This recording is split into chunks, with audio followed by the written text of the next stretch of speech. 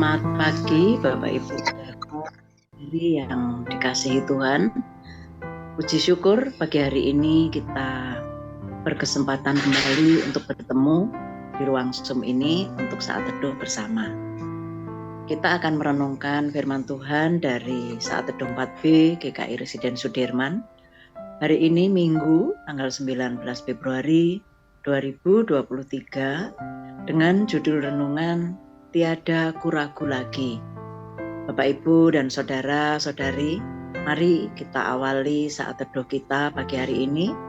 Kita akan bersama-sama memuji Tuhan dari lagu Tiada Kuragu Lagi. Mari kita pujikan bersama untuk mempersiapkan hati kita masing-masing untuk menyambut sabda Tuhan.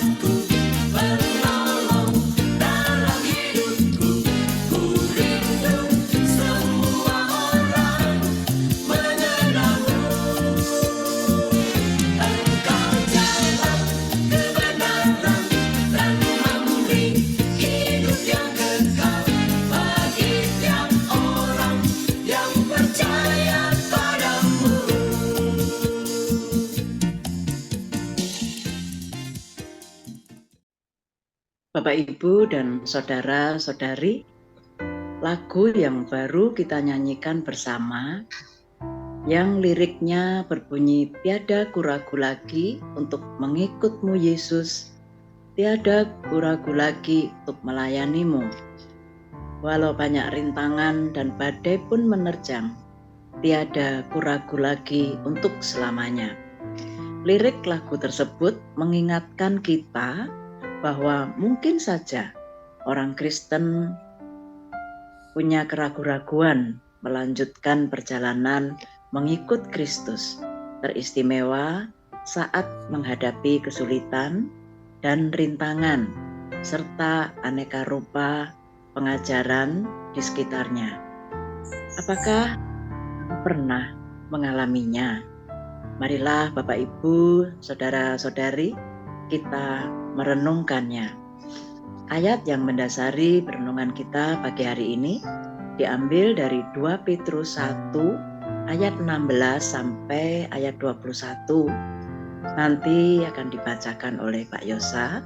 Sebelumnya Bapak Ibu dan saudara-saudari, mari kita berdoa. Bapa Surgawi, Bapa yang sangat mengasihi setiap kami bersyukur untuk pagi hari ini, Bapa. Kami masih terus berkesempatan saat teduh bersama.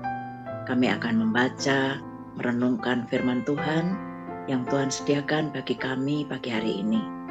Tuntun dan beri hikmat setiap kami ya Tuhan, agar kami mengerti, kami boleh mendalami, dan pada akhirnya kami juga dimampukan untuk menjalaninya dalam hidup hari lepas hari kami. Terima kasih Bapa, dalam nama Tuhan Yesus kami berdoa. Amin.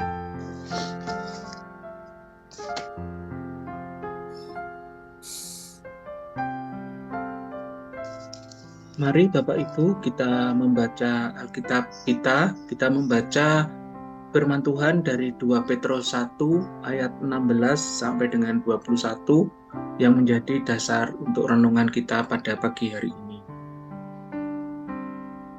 Nubuat tentang kemuliaan Kristus telah digenapi. Sebab kami tidak mengikuti dongeng-dongeng isapan jempol manusia ketika kami memberitahukan kepadamu kuasa dan kedatangan Tuhan kita, Yesus Kristus sebagai Raja. tetapi kami adalah saksi mata dari kebesarannya.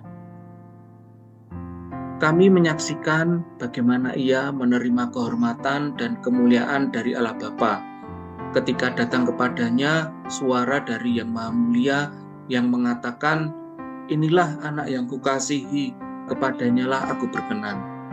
Suara itu kami dengar datang dari surga ketika kami bersama-sama dengan Dia di atas gunung yang kudus. Dengan demikian, kami makin diteguhkan oleh firman yang telah disampaikan oleh para nabi. Alangkah baiknya kalau kamu memperhatikannya sama seperti memperhatikan pelita yang bercahaya di tempat yang gelap sampai fajar menyingsing dan bintang timur terbit bersinar di dalam hatimu.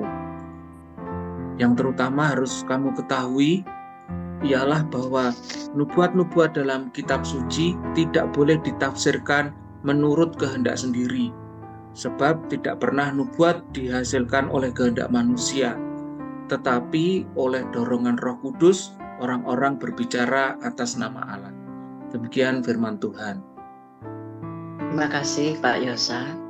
Bapak Ibu, saudara-saudari, apa yang disampaikan oleh Rasul Petrus dalam bacaan Alkitab kita hari ini adalah suatu kesaksian tentang Yesus Kristus yang menerima kehormatan dan kemuliaan dari Allah Bapa.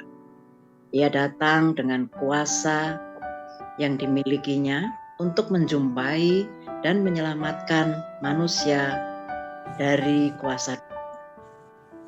Petrus berani bersaksi dengan lantang karena ia mendengarkan sendiri suara dari Allah yang mengatakan perkenannya atas Yesus saat ia dimuliakan atas gunung. Oleh karena itu, apa yang telah didengar Petrus disampaikan kepada jemaat yang ia layani, agar setiap orang yang beriman kepada Yesus Kristus tetap memiliki iman yang teguh dan tidak tergoda untuk menjauh darinya. Petrus dengan lantang bersaksi bahwa ia mendengarkan sendiri suara yang menyatakan, dalam tanda kutip, "Inilah anakku yang kukasihi, kepadanya lah aku berkenan." Kesaksian sekaligus pemberitaan Rasul Petrus tersebut menegaskan bahwa Yesus Kristus yang datang dari surga adalah suatu kebenaran, bukan cerita dongeng. Oleh karenanya, setiap orang yang telah mengambil keputusan mengikut Kristus tidak perlu ragu-ragu beriman kepadanya. Bagaimana agar kita tidak pernah ragu beriman kepada Tuhan Yesus? Petrus mengajak umat untuk menghargai kitab suci. Sebab kitab suci ditulis oleh orang-orang kudus dan diilhamkan oleh Roh Kudus. Rasul Petrus pun mendorong umat untuk membaca kitab suci secara bertanggung jawab, tidak menafsirkannya menurut kehendak sendiri, serta bertekun menyelidiki kitab suci dalam rangka memahami maknanya dan mempercayai kebenaran yang diajarkannya. Dengan demikian, Bapak Ibu, saudara-saudari, hidup orang Kristen akan makin teguh dan kokoh hingga tidak ragu mengikut Yesus untuk selamanya. Hidup dalam firman Tuhan yang tertulis dalam Alkitab akan membuat kita memiliki dasar untuk menghidupi iman percaya kita kepada Tuhan Yesus. Mari Bapak Ibu kita merenungkan. Di tengah rupa-rupa pengajaran dan aneka soalan yang menghadang, pernahkah kita ragu beriman kepada Tuhan Yesus? Apakah kita telah sungguh-sungguh bertekun dalam pembacaan dan perenungan firman Tuhan yang tertulis dalam Alkitab hingga makin teguh beriman kepada Tuhan? Mari kita berdoa. Bapa di dalam surga, terima kasih untuk firman Tuhan pagi hari ini. Biarlah Tuhan terus menolong setiap kami, mampukanlah kami untuk tidak ragu beriman kepadamu. Biarlah melalui saat teduh setiap pagi yang kami lakukan, boleh terus memperbaharui hidup kami hari lepas hari, sehingga hidup kami boleh semakin berkenan kepada Tuhan. Terima kasih Bapa untuk pagi yang cerah ini. Biarlah terus kami dimampukan untuk dengan semangat, dengan sukacita belajar untuk terus mempelajari firman Tuhan setiap pagi. Dalam nama Tuhan Yesus kami berdoa. Amin. Bapak, Ibu, dan saudara-saudari, kita akan berusaha bersama-sama melanjutkan perjalanan mengikut Tuhan Yesus dengan iman yang teguh dan makin memantapkan langkah dengan bertekun di dalam pengajaran firman Tuhan. Tuhan menolong dan memberkati kita semua. Amin.